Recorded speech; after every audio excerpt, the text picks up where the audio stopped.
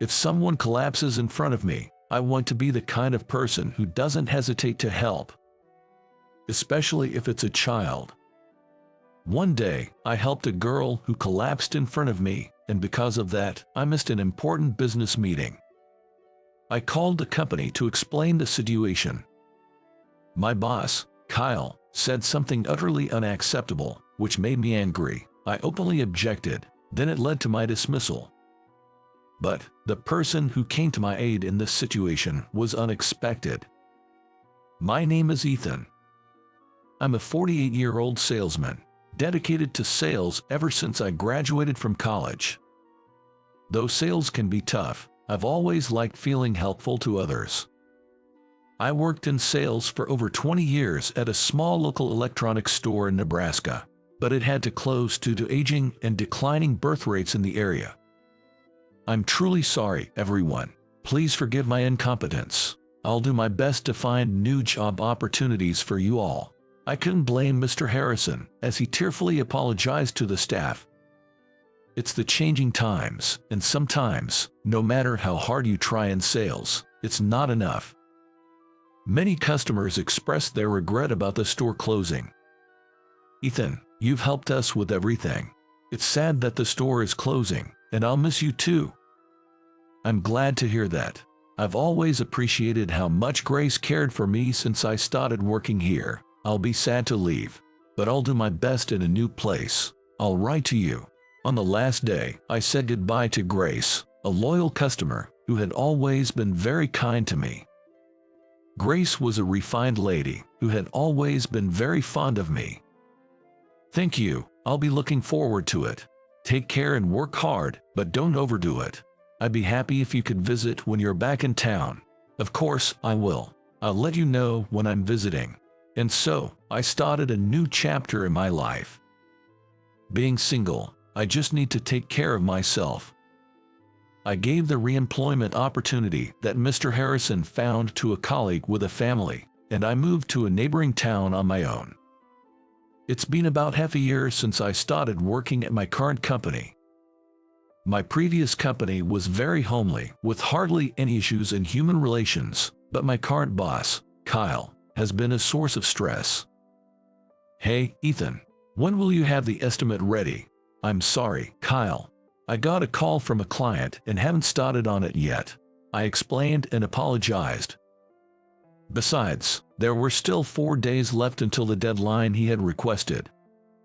There's still time until the deadline, and you said it wasn't urgent, so I prioritized a client's needs. Kyle seemed displeased with my addition. Even so, it's common sense to do the work you're asked to do quickly, right? And the client you're talking about doesn't even bring in much revenue. This is why I find Kyle stressful. He only sees customers in terms of money and changes his attitude based on how much they spend. I understand that a company is not a charity and needs sales to survive. But I can't imagine blatantly changing my attitude based on a customer's spending. Even so, they are important customers. Though their current spending may be small, they could become more significant in the future.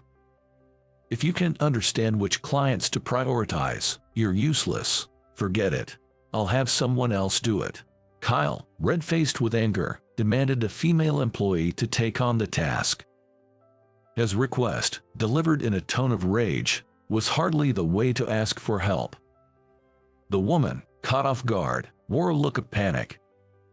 She must have been busy with some other work at the time. Kyle often imposes work regardless of other situations. I felt like I had unintentionally involved her in an accident and decided to apologize. During lunch, I approached the colleague, Emma, whom Kyle had burdened with the work. Emma, I'm sorry about earlier. You got dragged into this because of me. Oh, Ethan, no need to apologize, thank you. It's not your fault. Kyle is always like that, Emma said with a smile. We then decided to have lunch together. Kyle used to land big clients and got promoted to senior manager. He thinks he's good at his job, but actually, there have been quite a few complaints from clients and other departments. Emma informed me over dessert, something she heard from a colleague in another department. The truth is, even as a senior manager, he doesn't have that much power in the company. But I think people find him intimidating due to his usual domineering approach. Besides, like it or not, Kyle's assessment as our boss matters. That's why there's this atmosphere where it's hard to go against him. With his attitude, it's no surprise he gets complaints. It would be more surprising if he didn't, I remarked. Exactly. Kyle always sucks up to those higher up than him. Maybe that's why his behavior doesn't reach the top. It's a problematic situation. Emma and I sighed, encouraging each other to maintain a safe distance from Kyle and get through this. Then, one day, a company I had been handling approached me with a significant business deal. It was the same company Kyle had dismissed as not profitable. However, this time, the deal involved a substantial amount, and upon hearing this, Kyle, with a smirk, announced he would join the negotiations. Listen up, as your boss, I'll be there too. Make sure everything is prepared perfectly. This could be a big win for us. He was suddenly interested, even though he had previously said they weren't worth the effort. I was extremely annoyed by Kyle's about-face. Still, remembering the client's request for me, I tried to focus and shift my mindset. Emma helped me prepare the materials. Of course, Kyle did nothing. Just barking orders without lifting a finger. He would probably take the credit and report it happily to the higher-ups. Kyle had a history of stealing subordinates' achievements for himself. But believing someone was watching and appreciating my efforts, I had no choice but to do it. Finally, the day of the presentation arrived. I woke up early in the morning, prepared, and left the house 30 minutes earlier than usual.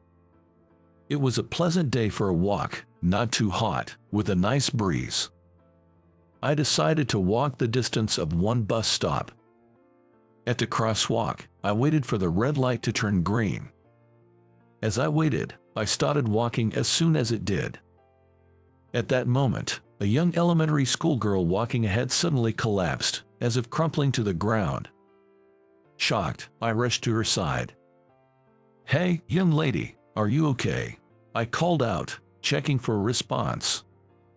The girl was motionless, her face pale. I gently lifted her eyelid, apologizing, and side was completely white. She might have fainted. I looked at the signal, noticing the green light was flashing. Staying in the crosswalk was dangerous. I picked up the girl and carried her back to the sidewalk. "Are you okay? Can I help with anything?" A woman on her way to work offered assistance, and I thanked her as she helped me lay my jacket on the ground. I gently laid the girl on top of it.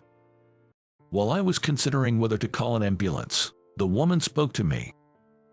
"This child seems to be prone to fainting. Look, there's information on the back of her charm." She showed me the back of a charm hanging around the girl's neck. It detailed the girl's condition, a plea for help if needed, and contact information for her mother and a mobile number. "That's true, thank you. I'll call her mom right away," I said. "Could I ask you to take over? I'm running late for work, I'm sorry." The woman who had helped with the first aid apologized, looking regretful. "It's fine, please go ahead. I really appreciate your help, thank you." While repeatedly expressing her gratitude, the woman hurried off towards the station, and I, looking at the girl's charm, called the mobile number listed under mother. After a few rings, a woman answered. "Hello, this is Jennifer speaking." "Hello, I'm sorry for calling out of the blue. My name is Ethan. I'm with your daughter, who seems to have fainted at the crosswalk." As I explained, Jennifer sounded panicked. "What, really, Ethan? Are you with her right now?" "Yes, there was another woman here just now, but I'm with her at the moment. Should I call an ambulance?" "I haven't called one yet because I wanted to speak with you first." I had debated whether to call an ambulance or her mother first, but decided to contact her mother initially. "No need for an ambulance, thank you. Where are you now?" "I think I'm not far from there. I'll come right away." I described the location to Jennifer. It seemed to be really close to their home. "I know where that is. I'll be right there. Can you please stay with my daughter a little longer?" I could hear the bustle as she prepared to leave. She sounded apologetic. "Of course, it's okay. Please take your time and be careful on your way here." She thanked me several times before we hung up. Sighing, I decided to call my office. Actually, I had left home early, but since I've been assisting the girl who collapsed, I've run out of time. Even if I hurry now, I won't make it to the office by the start of the workday. And it's likely that I won't make it in time for the presentation with the client either. "Hello, good morning. This is Ethan. Is Kyle there?" Emmy answered the phone. "Ethan, it's Emma." Kyle is furious. "Is something wrong? We usually would have been here by now. Everyone was worried when you didn't show up." I could hear voices in the background at the office, relieved to hear from me. While I felt guilty for causing worry and appreciated their concern, Kyle's voice thundered through the phone. "Ethan, is that you? Hand over the phone now. What are you thinking? Being late on the day of an important deal? Are you mocking your job?" Kyle's yelling continued over the phone. His voice was so loud that I instinctively pulled the receiver away from my ear. "Kyle, I'm terribly sorry. I'm not taking my job lightly, but a young girl just collapsed in front of me. It seems like she's fainted, and I'm staying with her right now." I briefly explained the situation, keeping it as simple as possible. "I've just contacted her mother, who is on her way here. Whether she's fainted or not, just leave her. The business deal is more important. Forget about the kid." His harsh words finally made me snap, having already been stressed by Kyle's behavior. "You know, there's a right and a wrong way to say things. A child has collapsed here. You have a child too, right? Could you say the same if it was your own child?" Startled by my firm tone, Kyle briefly fell silent. But true to form, he quickly recovered. He promptly began to retort in response. "You've got some nerve talking to your boss like that. I'll make sure you regret this." He then sneered maliciously. "I'll let the executive director, Mr. Anderson, know you've ruined the deal. You are causing damage to the company, so you are fired. Anyone who defies me or complains is fired. Got it? You're probably making excuses because you're not confident about the deal." His words were disjointed, but I understood I was being fired. My heart raced, not expecting to be fired in such a situation.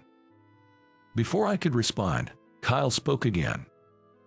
"Scared now, can't even talk. Don't bother coming back. You're disqualified as a salesperson. You're fired, fired, bye." Kyle hung up the phone with a loud laugh. I must have been a bit dazed, wondering what to do next.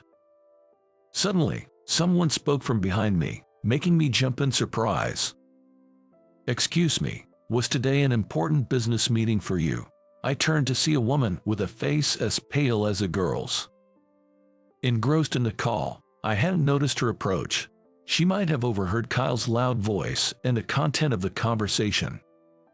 Feeling awkward but deciding to be honest, I replied, "Did you hear that? I'm sorry you had to listen to such an embarrassing conversation. Yes, it was an important business meeting. I couldn't just ignore a child in need and go to a business meeting. I am truly sorry about that." I assured the woman, Jennifer, who looked like she was on the verge of tears as she expressed her gratitude. "It's really okay, Jennifer. Even if I had ignored the child who collapsed and gone to the meeting, and even if it had gone well, I wouldn't have felt good about it." While Jennifer and I were talking, the girl who fainted from anemia, Sophie, had already been taken to her mother's car. The driver, a burly man, moved swiftly and carefully, carrying Sophie with great care. "Don't worry about me at all. I'm single, and I don't squander my money on gambling or anything, so I have some savings to tide me over for a bit," I reassured her. "But still, Ethan, which company do you work for?" Jennifer asked, almost desperately. I handed her my business card. "ABC Trading. So you work here. I will definitely express my gratitude for saving my daughter." Jennifer expressed her gratitude repeatedly. Thank you, but please, take Sophie to the hospital. As for me, well, I guess I'll just slowly head home. I replied as I watched the car drive official. The car disappeared from sight, and I let out a small sigh before walking towards the station to return home. The next morning, I was awakened by the incessant ringing of my phone. Though I was awake, I was still half asleep. After all, I had drunk more than usual the night before, knowing I had been fired. While I'm not great with alcohol, the thought of not having to see Kyle's face anymore was somewhat refreshing. So, I had 2 bottles of beer and went to bed without setting an alarm, just wanting to sleep as much as I needed. Who could it be, calling a fired man like me? I wondered groggily, checking my phone's display. To my surprise, it was Kyle's name on the screen. Wondering what he could possibly want now, I felt annoyed and honestly, I found it a hassle to talk. Deciding to be true to my feelings, I ignored the call on my cell phone. Once the call ended, I quickly set my phone to silent and went to take a bath. After getting out of the bath, I checked my phone again and was surprised. I found about 30 missed calls from Kyle and around 20 from the office. My phone was almost out of charge, so I hurried to plug it in. The moment I picked it up, another call from Kyle came through, and this time I decided to answer, not wanting any more calls. I was done with the constant ringing. "Hello, what do you want with a fired man?" I answered, expecting it to be about some formalities. I thought Kyle would either yell or speak arrogantly. But his tone was different this time. "Ethan, I'm sorry to ask, but can you come to the office right now?" I was so surprised that I couldn't find my voice at first. Impatient with my silence, Kyle spoke faster. "Are you listening? If you can hear me, get to the office now." His usual attitude snapped me back to reality. "Is this about the paperwork?" Kyle seemed to explode in frustration. "No, the client you stood up yesterday is here at the office. They're saying they won't leave until they see you. Just come quickly." With that, he hung up. I genuinely felt sorry for having missed a business meeting yesterday. The fact that there were calls not just from Kyle, but also from the company, suggested that it had become a big issue at the office. With a sense of resolve, I got ready and decided to head to the company I had been fired from. As I was walking on the sidewalk, a sleek black luxury car smoothly pulled up beside me. "Ethan, thank goodness, I was afraid we'd miss each other. Please, get in." I turned in surprise to the voice calling my name and saw Jennifer from yesterday. "Jennifer, oh hello, what a surprise. How's Sophie doing?" I asked about Sophie, and Jennifer nodded happily, indicating she was doing well. "Yes, she's all better now. Oh, the light's changing. Please get in." "What? Get in? Into the car?" "Yes, come on, quickly."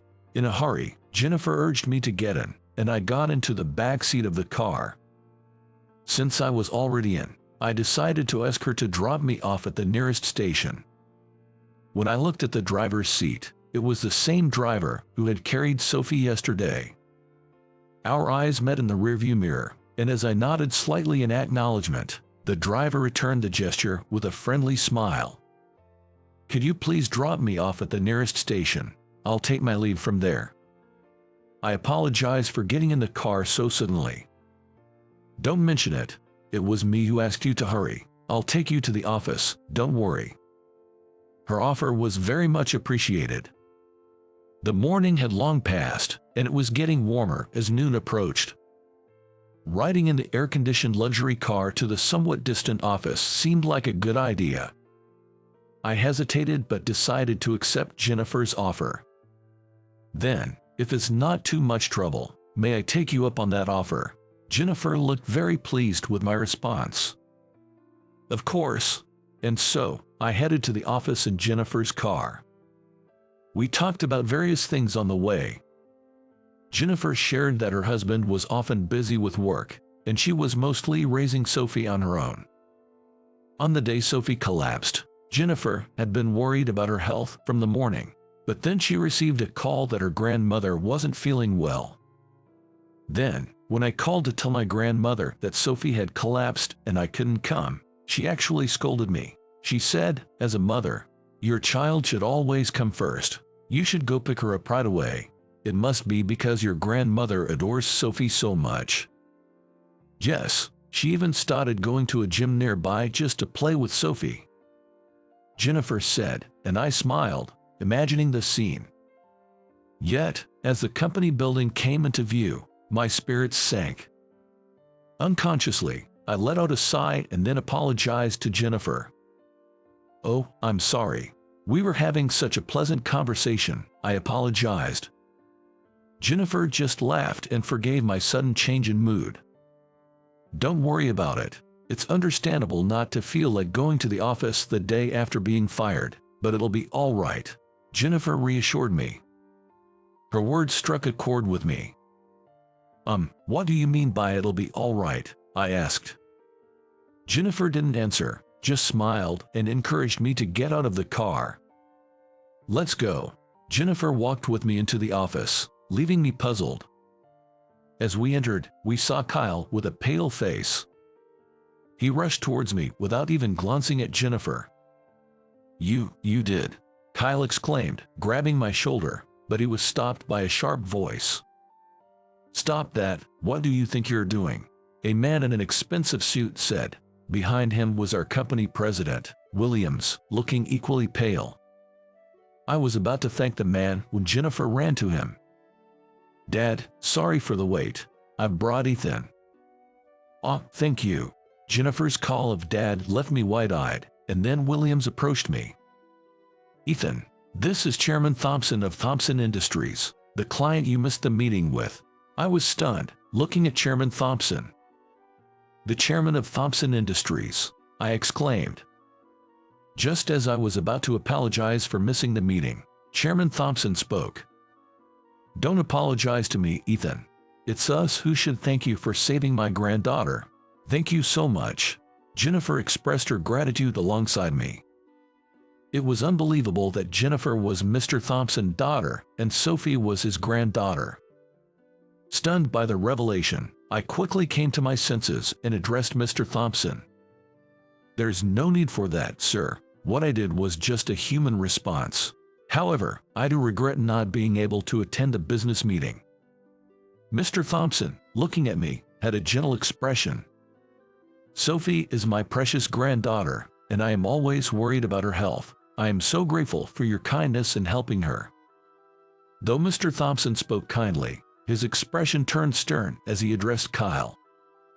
"My daughter called me in tears. After hearing about your harsh words towards Ethan, who helped Sophie, I was disgusted.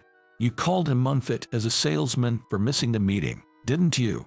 Under Mr. Thompson's sharp gaze, Kyle stood rigid and pale. Sweating profusely, he began to stammer out a response.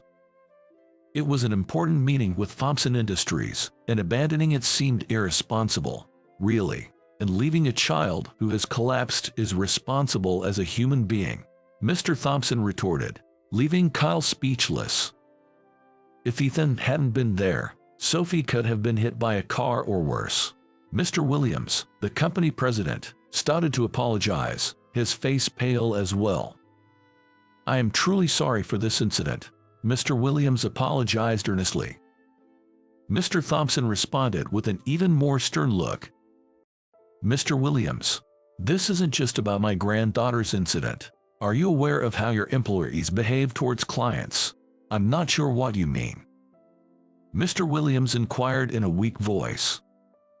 Sighing, Mr. Thompson continued. "It seems you're unaware of how poorly Kyle is perceived, not just at our company but at others too. I did some asking around after this incident." With a surprised expression, Mr. Williams looked at Kyle. I couldn't help but feel exasperated at Mr. Williams's reaction. Kyle was adept at ingratiating himself with those in higher positions. Mr. Williams, being one of them, probably had no idea about Kyle's true nature. Kyle seems to be rather full of himself, with his condescending speech and arrogant behavior. I didn't hear a single good thing about him. Kyle was trembling so much he looked as though he might collapse. "Kyle, what on earth were you thinking?" Mr. Williams scolded Kyle. However, it was Mr. Thompson who firmly interjected. "You're the president." Before getting angry at him, reflect on your own role as a leader. Mr. Williams shriveled. Seeing Mr. Williams's demeanor, Mr. Thompson sighed and spoke calmly. "I understand it's not usually appropriate to interfere in a client's personal matters. However, I must speak up this time. Mr. Williams, could you consider rescinding Ethan's termination?" "What?" I exclaimed in surprise. "Don't be surprised, Ethan. You're a well-regarded salesman, the complete opposite of Kyle. Everyone says you're always kind, smiling, and supportive." I felt tears welling up, moved by his words. I was overwhelmed with emotion and had to hold back tears. It was a genuinely happy moment for me. The fact that my efforts to help others had been recognized filled me with deep gratitude and joy. "You're a true salesman, and we want you to continue handling our account. You have a kind heart, and it would be a waste to lose you here, unlike someone else." At that, Kyle finally collapsed to his knees. Since we were talking at the company's entrance, I noticed a crowd had gathered around us. However, the fact that not a single person offered Kyle any assistance was a clear indication of his lack of popularity and respect among his colleagues. A few employees, prompted by Mr. Williams, helped Kyle up and led him away. "I'll take responsibility for this matter, Mr. Thompson. Ethan won't be fired, and I'll conduct a thorough investigation into Kyle's behavior," Mr. Williams promised. "Thank you very much. I appreciate your cooperation." After the conversation at the entrance concluded, I went outside to see off Mr. Thompson and Jennifer. "Thank you so much, Mr. Thompson. You've been incredibly supportive. I believe Mr. Williams will handle things properly from now on, and the company will improve," I said, expressing my gratitude. Mr. Thompson patted my shoulder with a smile, encouraging me. As I said, "Ethan, you are a lifesaver for Sophie, my precious granddaughter. Whatever you need, I'm here to help." "Not just that, Ethan is an excellent salesman," Jennifer added. "My father also started as a salesman and worked his way up. He loves people who have the right spirit." Mr. Thompson smiled bashfully at Jennifer's words. Seeing their smiles, I couldn't help but smile myself. "Thank you. I'll continue to do my best, never giving up on being helpful in sales," I said. "Keep it up, Ethan. You can do it. If you ever have trouble, don't hesitate to contact me," Mr. Thompson encouraged. After shaking hands with Mr. Thompson, I watched as he and Jennifer left. Subsequently, a major personnel overhaul took place at the company. An investigation into Kyle's behavior was conducted, revealing many testimonies about him from within the company. Mr. Williams was reportedly shocked by the findings. Kyle's punishment resulted in his transfer to a smaller company within the corporate group. This transfer, being indefinite, meant he would remain there until his retirement. As Kyle packed his belongings, not a single person approached to speak to him. "Thank you for everything," he said in a quiet voice, his once confident demeanor gone. I later heard he had become much quieter and more subdued at his new posting. Afterward, Mr. Williams personally apologized to me, and I was promoted to a team leader position. Though my responsibilities and workload increased, I enjoyed my job in sales more than ever. "Ethan, there's a request from a client, but it's a bit difficult for me. Any ideas?" "Sure, let me take some time to look into it." With Kyle gone, everyone seems more vibrant and enthusiastic about their work. The atmosphere of constantly having to gauge someone's mood has completely disappeared. Previously, there wasn't a culture of openly discussing issues or collaboratively solving problems. Instead, it seemed like everyone was on edge. I appreciated this positive change. My connection with Mr. Thompson's continued, and I even had dinner with him, Jennifer, and a now recovered Sophie. Initially nervous, I was put at ease by Sophie's talkative nature and Mr. Thompson's gentle demeanor, very different from his business persona. This is all part of fate. If you ever need anything, don't hesitate to ask. As a salesman, you can grow even more. Keep solving our customers' problems. Mr. Thompson's words became like a talisman to me. I resolved to become even more helpful to others. No matter the hardships or challenges, I knew there were people who believed in me. Therefore, I'll continue to walk the right path as a person. Keeping that sentiment in mind, I will carry on with my work in the future. I will carry on with my job, the sales work I love so much.